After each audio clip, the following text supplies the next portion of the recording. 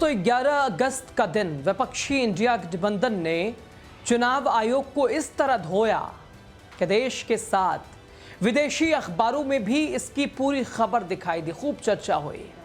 विपक्षी इंडिया गठबंधन को इस प्रदर्शन से भले ही कुछ मिले या ना मिले, लेकिन एक बात तो साबित हो गई कि राहुल गांधी की अगुवाई में इंडिया गठबंधन की एकता मजबूत हुई है। दिन भर राहुल गांधी के साथ मिलकर इंडिया गठबंधन में शामिल तमाम पार्टियों के नेताओं ने चुनाव आयोग के खिलाफ मोर्चा खोला। बस मांग यही है कि वोटिंग चोरी के जो सबूत राहुल गांधी की ओर से दिए गए हैं, अखिलेश उद्धव समेत तमाम नेता जो चुनाव आयोग पर अब तक सवाल उठाते आ रहे हैं, उस पर चुनाव आयोग गंभीरता से जांच करे। हालांकि हो रहा है उल्टा। जांच करने के बजाय चुनाव आयोग राहुल गांधी को हलफनामा देने के लिए कह रहा है। करीब 3-4 राज्यों के निर्वाचन आयोग की ओर से राहुल गांधी को 2 नोटिस भी दिया गया है। हालांकि दोस्तों राहुल गांधी ने साफ कह दिया है कि मैं हलफनामा नहीं दूंगा, क्योंकि मैंने तो चुनाव आयोग के डेटा ही सबके सामने रखे हैं। जो चुनाव आयोग का डेटा था मैंने उसे ही सबके सामने रखा है। और दोस्तों अब तपती गर्मी में राहुल, अखिलेश, प्रियंका गांधी, डिंपल यादव, इकरा हसन, महुआ मोइत्रा जैसे तमाम नेताओं ने प्रदर्शन किया। महुआ मोइत्रा तो इस दौरान बेहोश भी हो गई। राहुल गांधी ने उन्हें संभाला। खैर दोस्तों, इन सब के बाद शाम हुई और फिर रात आई, और रात को दिल्ली में जो तस्वीर दिखी उसे देखने के बाद मैं ये कह सकता हूं कि बीजेपी के रणनीतिकारों के कान तो खड़े हो गए होंगे। बिहार के मुख्यमंत्री नीतीश कुमार की धड़कनें तेज हो गई होंगी। सोच रहे होंगे राहुल गांधी तो उनका पीछा ही नहीं छोड़ने को तैयार हैं। 11 अगस्त के दिन दोस्तों एक और खास बात हुई। एक सुपरस्टार ने चुनाव आयोग के साथ सरकार को ही रगड़ कर रख दिया। राहुल के लिए तो वो मोदी शाह से भी भिड़ गए। और उस सुपरस्टार ने क्या लिखा उनके बारे में आपको मैं बताऊंगा। लेकिन आधी रात को कांग्रेस अध्यक्ष मल्लिकार्जुन खड़गे की ओर से क्यों बैठक बुलाई गई, चलिए उसके बारे में आपको बताने का प्रयास करते हैं। दोस्तों 11 अगस्त दिल्ली में 2 घटनाएं हुई। पहली घटना विपक्ष को चुनाव आयोग का घेराव, और दूसरा इंडिया ब्लॉक एकजुटता का उसका प्रदर्शन। वोट चोरी के विरोध में विपक्ष ने संसद से चुनाव आयोग ऑफिस तक पैदल मार्च निकाला। हालांकि पुलिस ने सभी विपक्षी सांसदों को डिटेन किया था। दिन भर के भागदौड़ के बीच विपक्षी दलों के लिए ठहराव और आराम वाला रहा। राज्यसभा में विपक्ष के नेता और कांग्रेस अध्यक्ष मल्लिकार्जुन खड़गे द्वारा इंडिया गठबंधन के नेताओं के लिए डिनर का आयोजन किया गया। दिल्ली के होटल ताज पैलेस में डिनर पार्टी आयोजित की गई। इसमें कांग्रेस संसदीय दल की अध्यक्ष सोनिया गांधी और लोकसभा में नेता विपक्ष राहुल गांधी, सांसद प्रियंका गांधी, कांग्रेस के सभी सांसदों के साथ ही दूसरी पार्टियों में शामिल, इंडिया ब्लॉक में शामिल कई दूसरी पार्टियों के सांसद भी इस डिनर पार्टी में पहुंचे। और दोस्तों माना जा रहा है कि खड़गे की ओर से दी गई पार्टी में 200 से ज्यादा सांसद आए।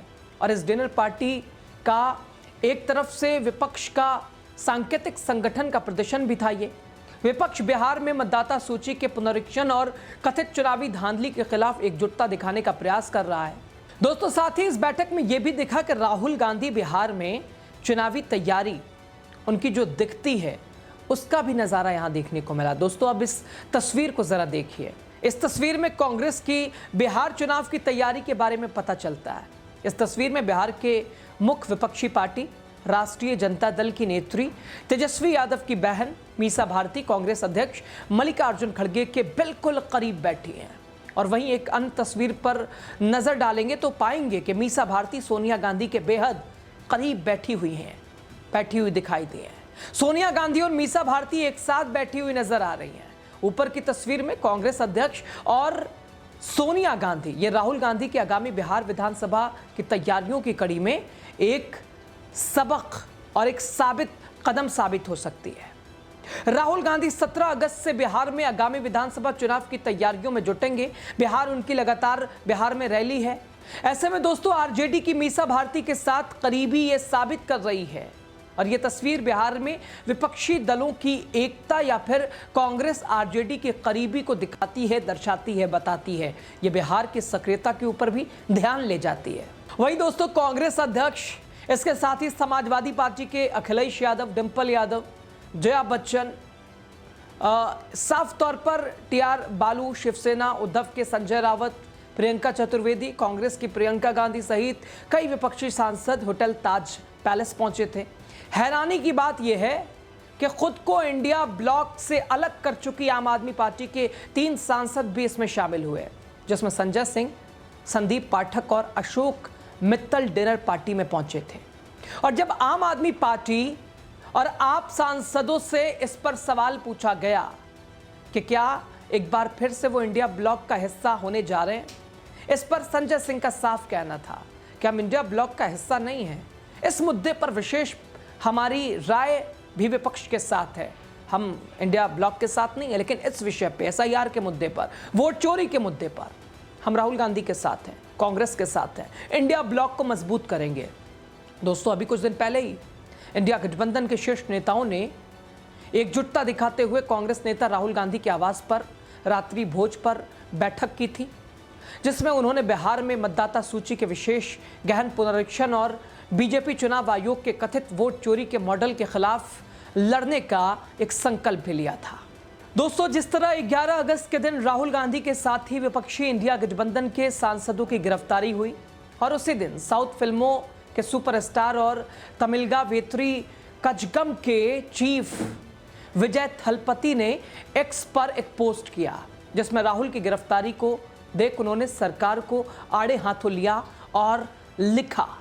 दोस्तों, उन्होंने लिखा कि लोकसभा में विपक्ष के नेता राहुल गांधी के नेतृत्व में विपक्षी सांसदों की गिरफ्तारी, जिन्होंने आज संसद परिसर से दिल्ली में मौजूद चुनाव आयोग के दफ्तर तक और निष्पक्ष चुनाव की मांग और इसके अलावा लगातार हो रही वोट चोरी को लेकर विपक्षी सांसदों द्वारा विरोध किया जा रहा है और इसके अलावा विशेष गहन पुनरीक्षण के विरोध में ये मार्च निकाला गया। अत्यंत निंदनीय है कि उनकी गिरफ्तारी हुई है। दोस्तों, पिछले दिसंबर में आयोजित लीडर अंबेडकर फॉर ऑल पुस्तक के विमोचन समारोह में बोलते हुए हमने दृढ़ता से कहा था कि अगर हमारे देश को पूर्ण विकास प्राप्त करना है तो लोकतंत्र की रक्षा करनी होगी। लोकतंत्र की रक्षा के लिए संविधान की रक्षा करना होगा। इसकी जिम्मेदारी और कर्तव्य हम सभी का है। लोकतंत्र की जड़ स्वतंत्र एवं निष्पक्ष चुनाव है और इसके अतिरिक्त हमने इस बात पर भी जोर दिया था कि चुनाव आयुक्तों का चयन आम सहमति से किया जाना चाहिए। इसके अलावा जैसे ही बिहार में मतदाता सूची के विरोध में गहन पुनरीक्षण की खबर सामने आई, तमिलनाडु विजय संघ के सबसे पहले अपनी आवाज उन्होंने उठाई और कहा कि इस तरह की प्रक्रिया लोकतांत्रिक अधिकारों पर संदेह पैदा करेगी। और जैसा कि हमने पहले ही कहा है, मैं आग्रह करता हूं कि चुनाव स्वतंत्र एवं निष्पक्ष तरीके से कराया जाए, जिससे सभी में विश्वास पैदा हो और लोकतंत्र कायम रहे तथा स्वतंत्र और निष्पक्ष चुनाव सुनिश्चित हो।